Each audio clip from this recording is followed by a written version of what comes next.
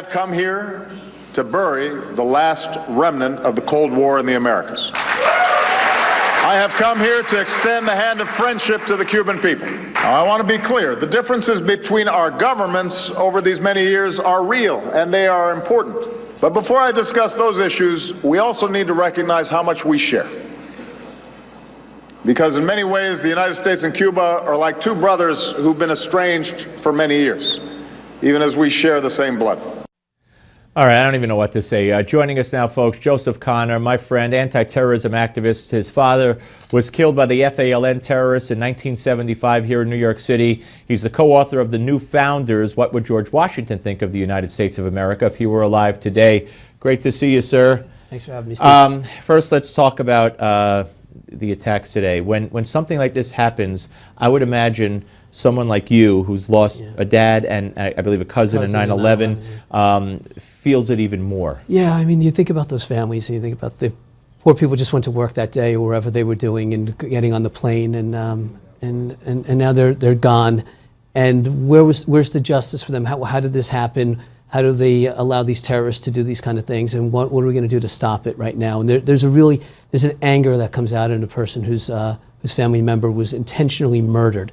It's traumatic. Well, let me talk about Cuba and Obama.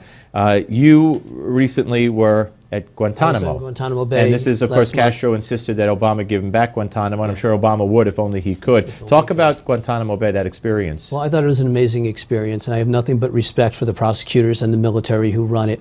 It's America trying to give justice to the terrorists, and at the same time, they're getting, the people down there are being... Here you are, by the way, at Gitmo. We got the pictures up. You can take a lot of pictures there, but only a very few things. Yeah. But it's America trying to give justice to these terrorists, and at the same time, they're getting attacked by our own president for it. And this is a president who will drone people with no due process, right, yet attacks those people who are actually trying to give some sort of military commissions and do the right thing for these terrorists. And it's so... I was going to say ass backwards, but that's exactly what it is. And do you believe, taking it back for a minute to these Paris attacks, I would like to know, when they caught the Paris ringleader the other day, do they use enhanced interrogations in Brussels? Did they stick his head underwater? I mean, because obviously he didn't tell them about this attack. Well, you know what? I don't know, but they should. We were in the courtroom, and we saw the scenes from Zero Dark 30. They played in front of the very terrorist who was being interrogated in the movie. And if the defense thought they were going to be getting any sympathy from the family members, that was not happening. Yeah. If one person can be saved by waterboarding, and that's not torture, they're not removing limbs, they're not permanently damaging, but they're getting information and it needs to be done. Now, as far as terrorists in their own right, William Morales is a terrorist, FALN terrorist, bomb maker. They killed your dad, the FALN, and Joanne Chesimard killed a cop. New Jersey State Trooper. New Jersey State, and they're in Cuba. They're treated like heroes. They found refuge in Cuba, and a lot of people, including you and me, say before we do anything, open any relations with Cuba, give us these criminals back. Steve, I've been working on Morales' return since the early 1990s. He's been there since 1988. He was the bomb builder that built the bomb that killed my father at Francis Tavern in 1975.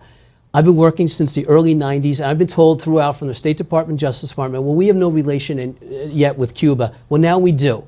And any opening of relations with Cuba should have demanded the return of these as the most basic of demands. I mean, I was hoping when I saw Obama land in Cuba that maybe he'd have a Reagan moment at the Berlin Wall and say something like, hey, turn these people over, or today at his speech, point at the Castros and tell them that you can't crack down on the ladies anymore, and you have to return these terrorists. But we get nothing. We get the wrong guy, and we've had the wrong guy for 7 years. 30 seconds. What about his reaction today, which was not non-reaction, and he went to a baseball game? Yeah. Well, look, would you expect anything less? He's there breaking bread with people who support terrorists, who take care of terrorists.